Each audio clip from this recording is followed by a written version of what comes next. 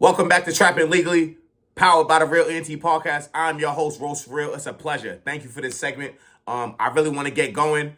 I'm really excited to kind of start this actual full episode filled with all the details that you need to really get the seams and the understanding of what I'm really trying to do here for Trapping Legally, powered by the Real NT Podcast. This is going to be a full episode filled with all the information that we need just to kind of really decipher and break down every single last detail of what we really want to break down and discuss here today. Today we're going to go over money management. I'm really excited to kind of go over this with y'all today because, this is something that, we all struggle with. I'm not even going to lie to you, man. We've all been there. I don't want nobody to sit here and say, I ain't never had a bad day. I ain't never been broke before. And we've all been broke before, man. We all started from nothing. We all had a certain point in our lives where it was a rainy day and we had to figure it out. And some people are probably more often fortunate than others, but we all came from something. But this podcast is for everyone. There's no gatekeeping. There's no judgment. You know what I'm saying? There's none of that. Today, we're going to talk. And we're going to talk about the facts. The facts is what it is. So let's just get to the bottom of it. I really want to jump off and just start off with just a simple question. Why do cars keep us in the rat race? Like, for real. Like, let's really talk about it. Why do vehicles keep us, stuck at square one?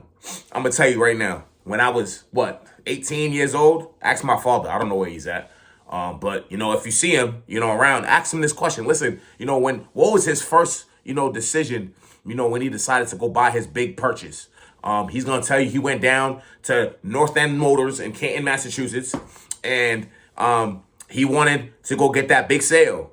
I spent $15,000 in a finance deal to go get a 2015 Honda Accord, and it probably was the worst decision of my life. I was paying $257 a month.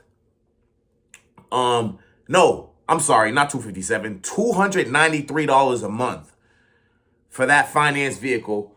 And I was paying, I believe, $350 a month in car insurance. I was with Liberty Mutual at the time. And that's about, if I'm not mistaken, let's do some quick math here. Y'all know I barely graduated. Just give me a second. 293 plus 2, what I say? It was like 300, 350, some shit like that. I think it was 350 plus 293. Doesn't matter. Who gives a fuck? 643. I'm 19 years old. That's a lot of money. I'm sorry. For just a car. Not including the maintenance, gas, oil, whatever the case is. 19 years old. I was working at McDonald's?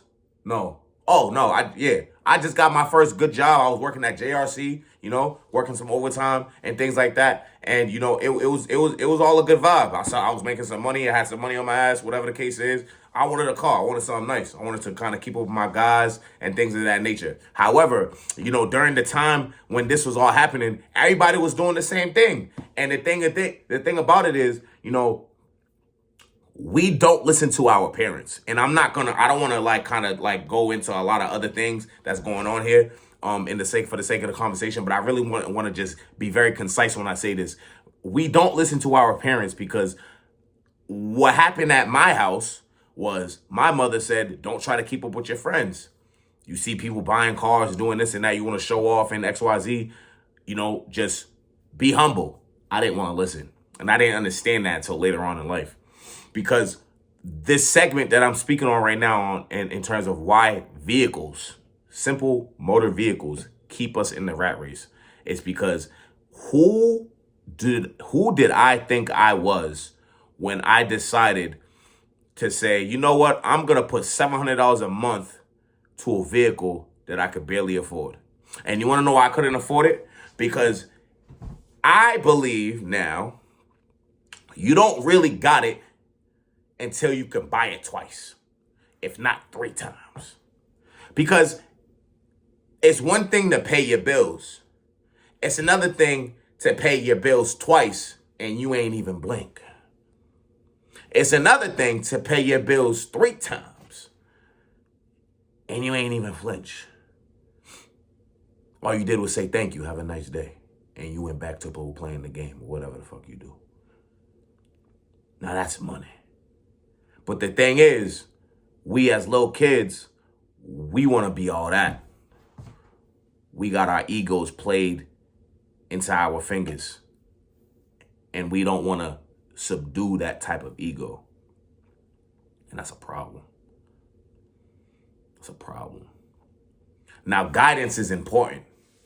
It's very important, because if you don't have a figure, a mentor, an idol, a role model that's around you during these vital years that you have as a young lad, boy or girl, there's oftentimes you might find yourself making a poor choice, a poor decision that could really cost you short term, present, or long term.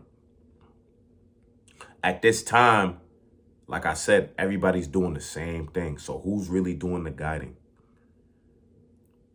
Who's really doing the guiding? I genuinely do think we need to teach our youth, the kids coming up, the ones that's still in high school, the ones that's getting into college, the one that's graduating college. Listen, that first good job you get, don't go get in that car, man. Don't go to that dealership. Don't do it. Don't do it. I'm telling you, do not buy that car. You don't need it. You want to know why? Because who are you? Not to disrespect, but you ain't rich yet. I know you want the nice car. But before you had the nice car, what did you have? You had that little hoopty, right? You had that little, just to get to where I need to get to, right? So all of a sudden you got some little money. You got a couple dollars. Now you feeling froggy. Huh? Player? Now you want to jump. You feel like you can hop around. You think you could get hang, right? You got some money on your ass, right? You a man, right? No. You don't know shit. You don't know jack shit. And ain't nobody telling you nothing. Because you got it. But let me tell you something, man. That's where this all gets fucked up in the head, because that is poor money management. What you could do with that money, instead of spending it just to look good, you could be doing something else with it. And we're going to get to that. I promise you we're going to get to that. I just wanted to start that off with that segment, because things like that is what puts us behind the 8 ball in ways that we don't imagine until we realize it later on. We don't realize it. We have to see it for ourselves to understand how much damage it's really doing. And they say, finance it, it builds your credit, finance it, I'm saying? Just make your payments on time, you're building. I get all that. I really do. But let's really be real. If you don't have the proper guidance to keep you on the right track, to make those payments on time, to have that discipline, to understand what you have going on for your credit score and things like that at a young age, listen. I mean, I don't know who you got going. I don't know who you got around you. But let's look at the statistics. How many single mothers is out there? A lot of them. There ain't a lot of fathers out here doing what they supposed to do. And the ones that are doing what they supposed to do, that's real rap. A woman can only do so much. She could teach him everything she knows. But at the same time, that young kid, that young man needs a man. That young woman needs a woman. We all need somebody. And this money management is what keeps us behind in ways we just can't imagine. We can't imagine until later on. Another thing in money management that I want to really talk about. Next topic. I want to really break down compound interest. I want to break down Roth IRA. These are things that we don't start getting taken serious until like 26, 20, 25, 28. We don't start really hearing these words until late. But let me tell you something.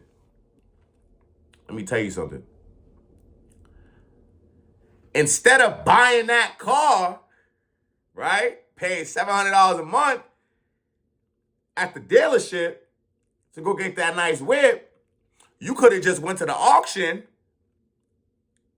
got you something sweet for the low. Yeah, it's not what you wanted, but it's a good A to B. It's a nice low ride. You're only paying insurance on it. Matter of fact, you don't need option 1 because it's not brand new. You get your little option 2, option 3, whatever's affordable. It gets you what you need. God forbid something happen, it covers you full force for what you need. And if you drive safe, you drive the right way, you're not driving like a maniac, trying to live above your means, doing all the types of bullshit in the street, you wouldn't find yourself in no bullshit. And that insurance is just gonna be just right. And instead of paying that for the note and the car insurance, you could put that money into things like your Roth IRA. You could start understanding compound interest. Because compound interest is when you put your money in a stock, an EFT, these types of things, and you allow to let your money work for you. We don't understand this until late in our 20s. Sometimes people don't get it until they pass their 30s. I don't even want to talk about niggas in their 40s. If you understand to start investing and understanding the true power in compound interest at a young age, you start doing this shit at 18, 19, 20 years old. You let this shit sit, investing in the right things for years and years and years. Think about this. You started at 20 years old. You about to turn 30 in 365 days. Do you know how much you possibly could have accrued in the past 10 years if you just decided to understand money management and how to use your money effectively? Think about how much money we have made in our years. All the money you done made. Every time you made $1, think about how many times you made $1 in your life. We get paid 26 times a year if you have a regular 9 to 5. Bi-weekly. If you get paid weekly, I don't know how much you make, but I'm just talking about bi-weekly. I get paid bi-weekly. Shit. Think about how many times you made $1. What'd you do with it? What'd you do with it? Huh? You spent it. You saved it. What'd you do? How many times you used that $1 to go make you more dollars? How many times did you use that $1 to go get you some pussy? How many times did you use that $1 to invest in your health? How many times did you use that $1 so you could get some food? I'm not sitting here criticizing on what you spend your money on. But I created this podcast to allow the world to understand what we need to do to assemble ourselves to understand what we're doing wrong so we can get out of here. We can get out of here and do what the fuck we want to do. I just went and had one of the best years of my entire life in 2025. Literally. If we're just talking about being able to do whatever the fuck you want. Literally. I want to do that every year. I will do that every year. But it comes from a level of discipline and understanding that this does not happen overnight. We need to earn our living. We need to earn it. But how do we earn it? You got to do the research.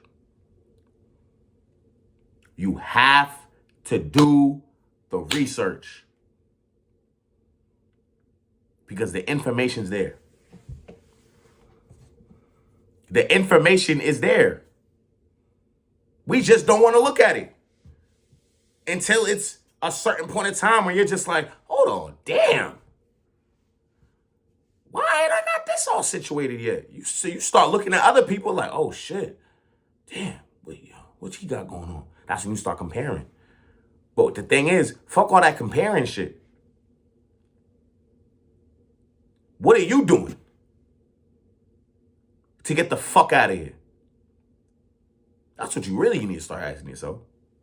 That's real rap. That's real rap. That Roth IRA, that's part of your retirement. They just upped it, I'm pretty sure. I think you could invest up to $8,500 now. I'm pretty sure. I gotta double check. Don't quote me on it. How about somebody go check the comments in a week from now and somebody come let me know. So you let me know. What's the total amount you can invest in your IRA now from 2024 to 2026? Where's the jump? What's the difference? Because I know it's not $7,500 no more. I know for a fact it's not. And if I'm wrong, let me know. Let me know. To all those who's watching. The next segment I really want to go into,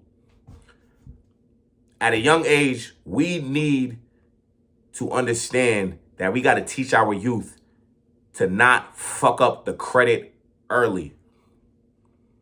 We can't allow our youth to fuck up the credit early. When I was 19 years old, I was doing a lot, man. I'm not going to lie.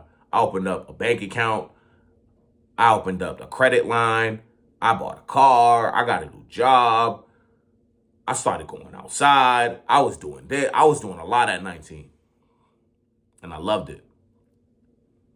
But I wish I stuck with it in terms of just staying solid. I was a solid dude. I still am a solid dude. But that money management wasn't there.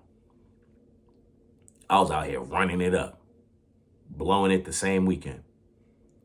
Because I could. But the thing is, this podcast is for that youth watching this. Listen, young blood, this economy is real.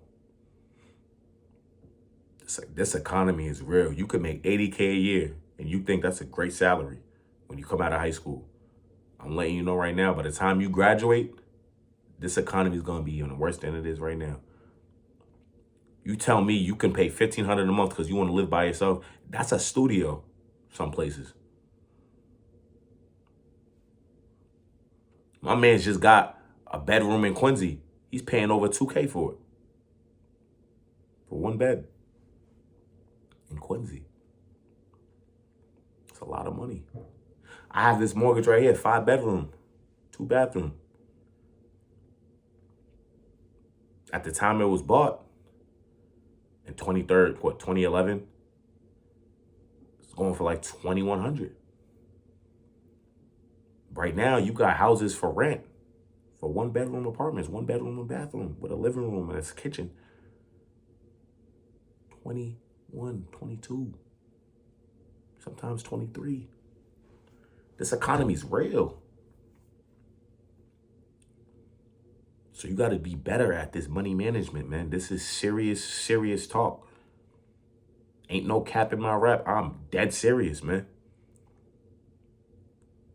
We have to do better with our lives and the youth that are coming up in this generation to understand how important it is to make sure our money is correct.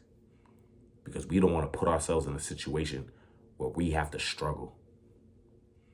And the struggle is real. I don't know who's watching this, but comment below when you see this and let me know if you ever had to struggle to eat if you ever had to struggle to keep the lights on, if you ever had to struggle to just get some water in your system, you have to struggle just to get home. You have to struggle just to buy a car. You have to struggle just to get a job. You have to struggle because you have to get evicted from your crib and you have to go move in to your man's crib or your aunt or your uncle's crib. You have to struggle because the heat's not on. So it's cold in your crib. You have to struggle because you couldn't buy your peoples no Christmas gifts. So you have to watch niggas. Say, yo, here's some food. Yo, here's a card. It's not much, but this is what I could do. It's a thought that counts, but you'd wish you'd be able to fund whatever you want to fund. Life ain't easy, man. And we out here just spending money just to spend money. A lot of Americans, I'll tell you this much, we don't understand the value of a dollar because we think we got it. That's our problem. That's really our problem. And I'm here to let you all know that listen, we got to do better. We need to do better. That credit line that you open, don't max out that credit card. If your credit limit is 1,000, you're only spending 150, 200. That's it. If that. If they say only use 30%, use 10. Because they're not going to tell you. They're just going to, here you go. And you think you got free money. Money ain't nothing free out here, man. Ain't nothing free out there, Papa. Real rap. Our upbringing also, in our next segment, could impact our spending in ways that we don't even see. How many of you have immigrant parents? I just need to raise their hands. How many of you have parents that are not from America? Just to raise their hands. Mine are. I came from the struggle. Both my parents came from Haiti. And to this day, I can only imagine how their upbringing to come to America was like. That first day here, you don't know English. You have no money. You have no transportation. How? How did you get it done? God. That's between them and God. Sometimes I don't even ask anymore. The admiration is enough. But our upbringing could possibly impact our ways of spending because we've just been in survival mode this entire time. Up until we got to the point where we found some level of financial stability.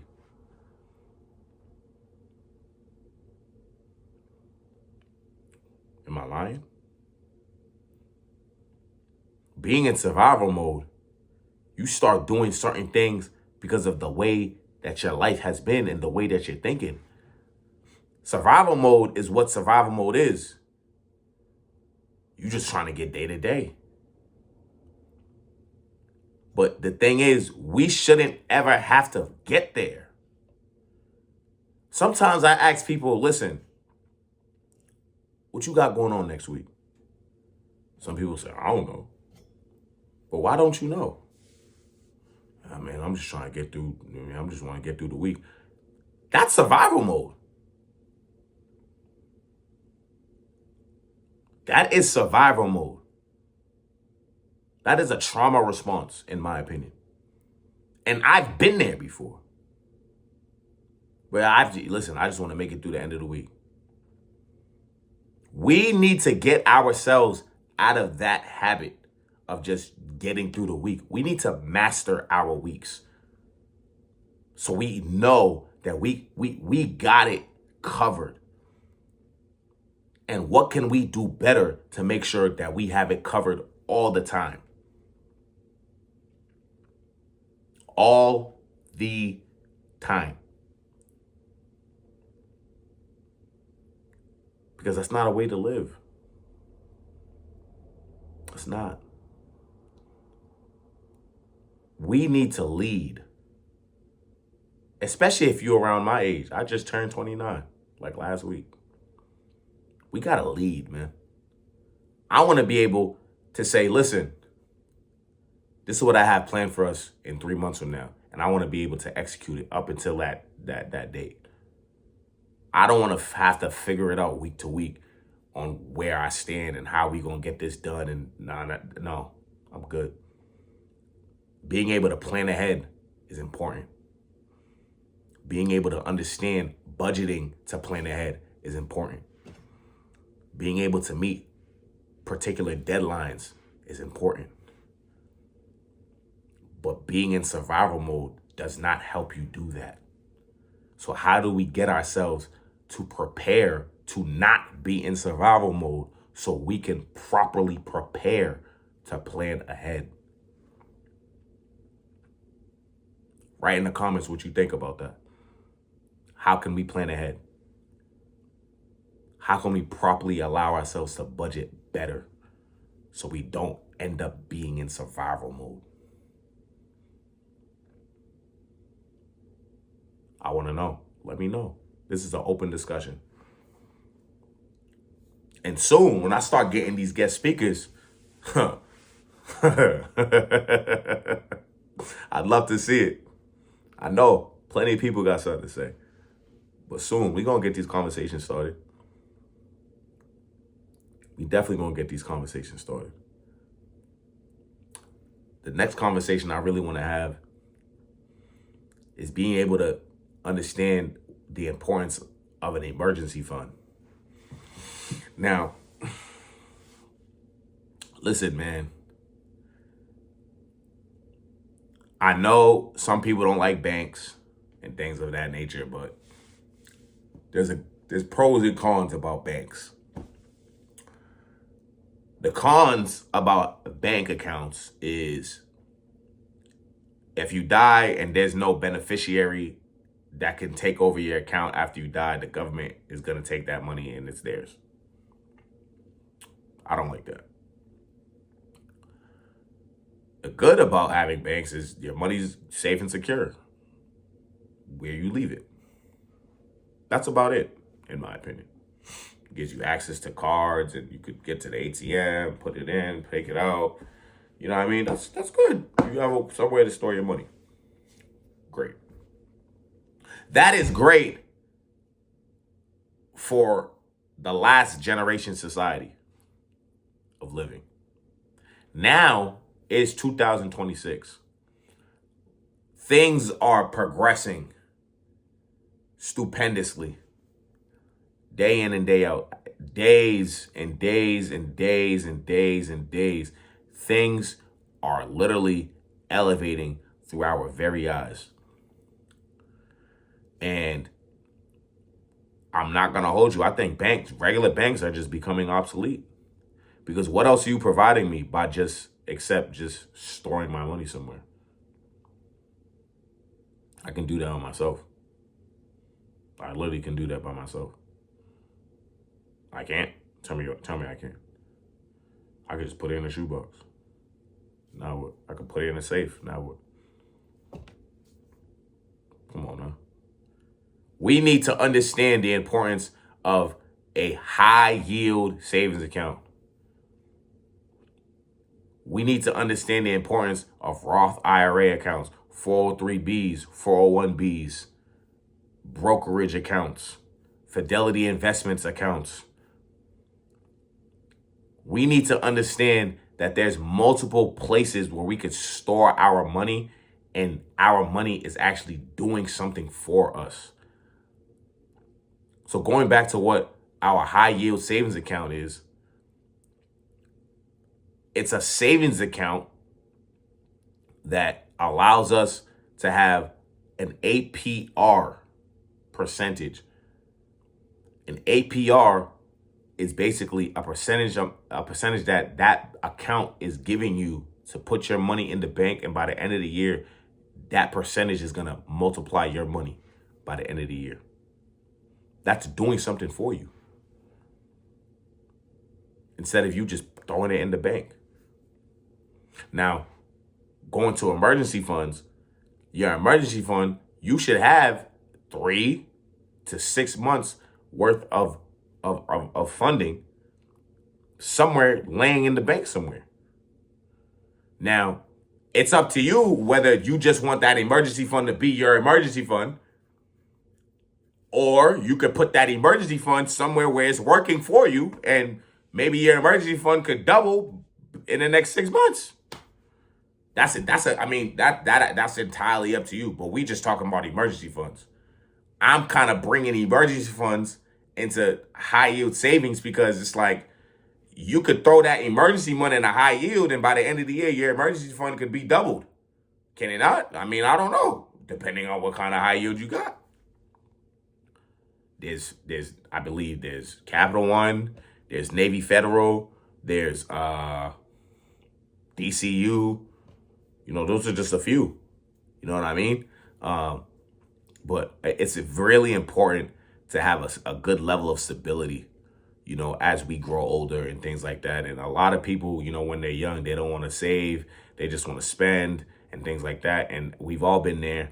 But creating a level of stability, God forbid something happened, you lost your job, and especially in this economy,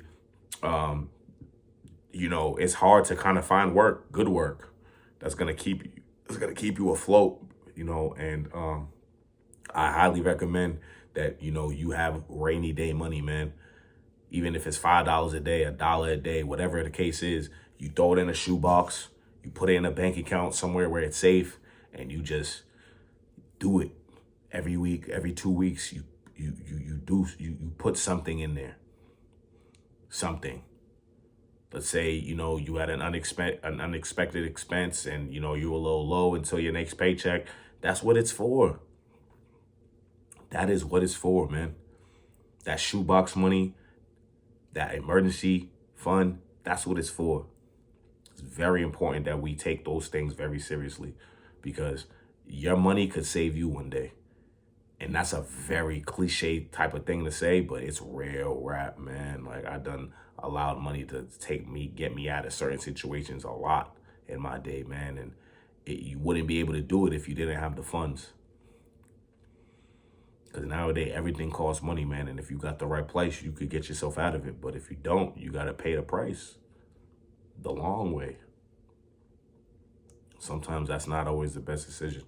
So we want to make sure that our emergency accounts are packed up 3 to 6 months, if not 9. You know what I'm saying? To really, prolong our wealth. So we'll be all right. The rent's gonna get paid, phone bill's gonna get paid, insurances and things like that is gonna get paid, and whatnot. The necessities, not the bullshit. The bullshit can wait. You know what I mean? I want to really get into, when you get paid, I really want to focus in on paying yourself first. Because before we talk about how we save our money, I really want to talk about, being able to understand the first thing you should do when you get paid before you even start paying your bills. You know what I mean? And the thing is, like, majority of my bills come out the first 2-3 weeks of the month. That way, the last 3 to 4 weeks of the month, sometimes it's 5 weeks of the month and things like that. 3 pay periods in a month. But we want to make sure that we give ourselves a good chunk of a percentage before things just start kind of coming out of pocket. So me, I like to pay myself first, pay my bills, and then save some bread. Because fuck all these other niggas, man. It's about you.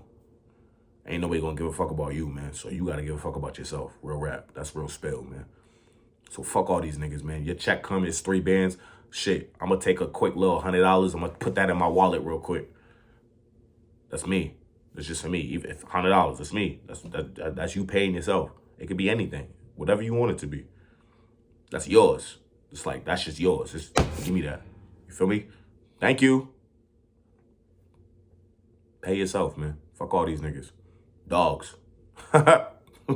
Excuse my language. Um, that's just that. I mean, that's pretty simple. You know what I'm saying? But people don't do it. People don't do it. People don't do it because the first thing they get money, they either go spend it on nothing that's important, that's not gonna give them, longevity, or, it's gonna give them temporary fun, or they just go pay somebody else, whether it's like a bill or something, and that's cool. You want to make sure your bills are paid, but what about you? What about you? You know what I mean?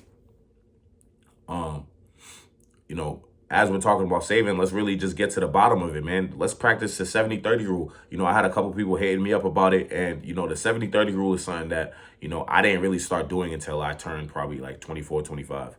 And honestly, like it's a rule that I think is a lost art. I really do feel like when people talk about saving money, they just create a number in their head when they get paid, and they're just looking at what they get, what they got, and they're like, you know what?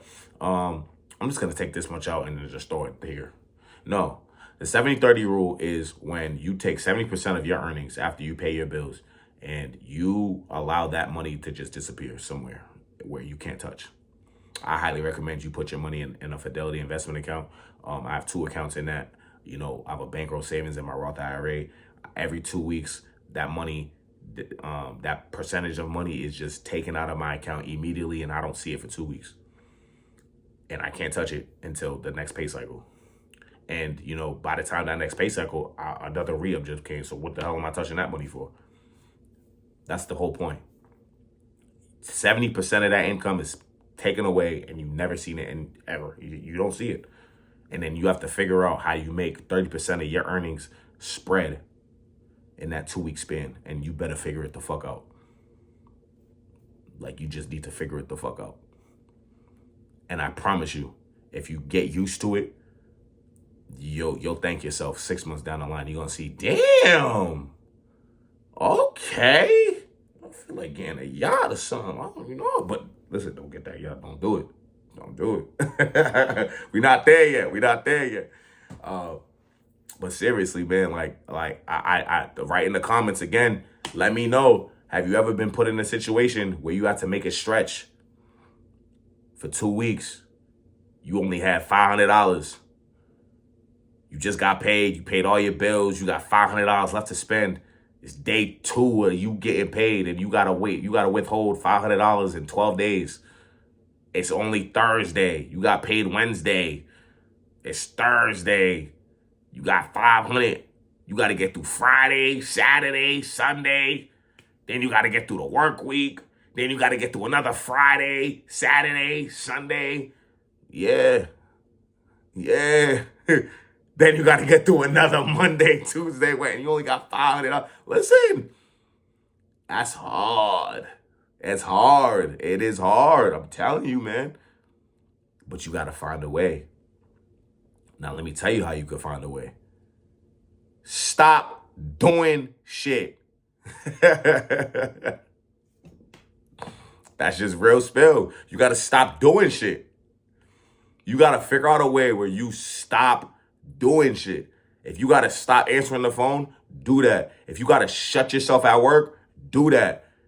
If you got to just play the game and just stay home, do that. Being able to live below your means is a high necessity that a lot of people don't know how to do because they want to go do stuff. But listen, you won't be able, you will not be able to put away a good amount of money if you want to be around people and be in people's face all the time, man.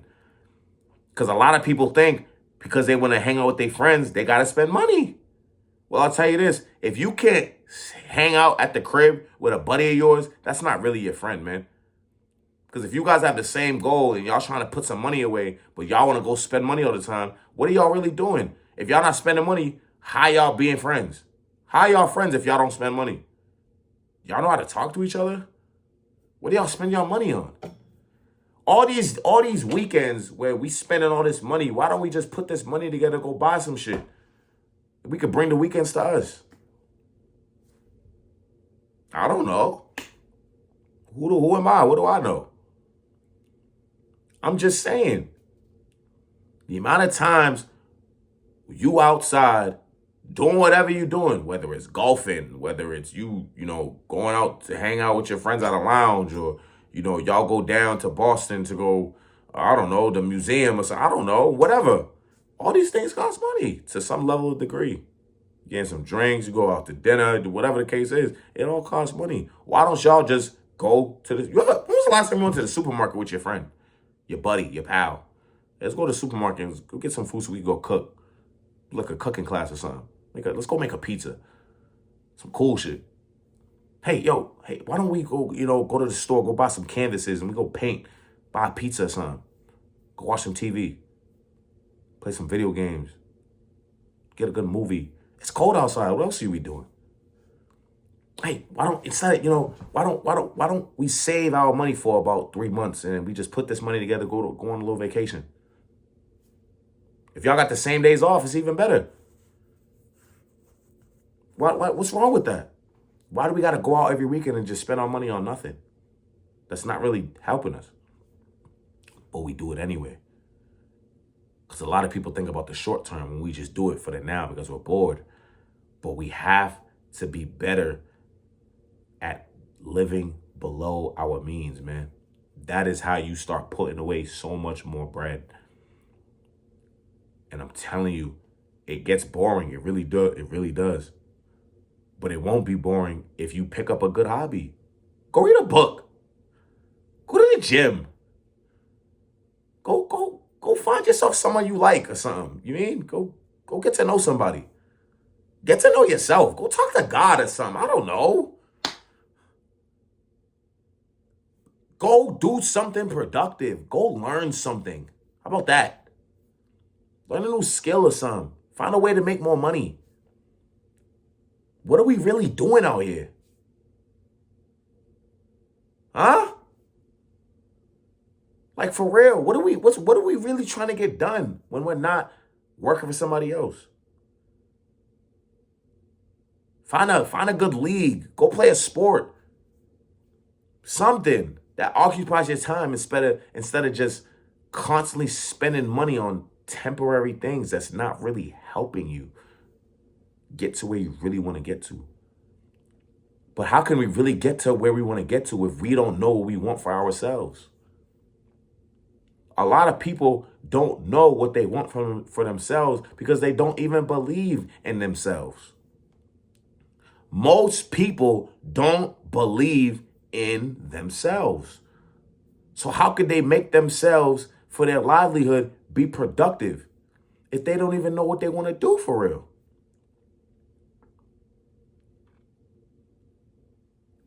Let's talk about it. Who am I? I'm just a nigga at my mom's crib. Recording a podcast. I don't know nothing. I am just a man. Fuck that. I'm just a nigga. But I guarantee you it's real rap. If you still watching, I'm doing something right if I got your attention. Hey, listen, man, this is the Real NT Podcast. You are now watching a segment of Trapping Legally. I'm your host, Rose For Real. It definitely was a pleasure for you all watching and tuning in. I really do appreciate all the love and support. This is not over. Again, Trapping Legally is E for everyone. No gatekeeper. And I hope you guys like all the segments that I brought up today. This is my first full episode where I break down everything verbatim, word for word, spade for spade. So I really hope that this is good. You guys liked it. Share, comment, subscribe. Tell a friend to tell a friend. This ain't over. And this is only the beginning. The future is very bright. Thank you all for watching. Tune in for another episode of Trapping Legally, provided by the Real ET Podcast. We're going to catch y'all another time, man. Save that money. You be safe out there. Safety.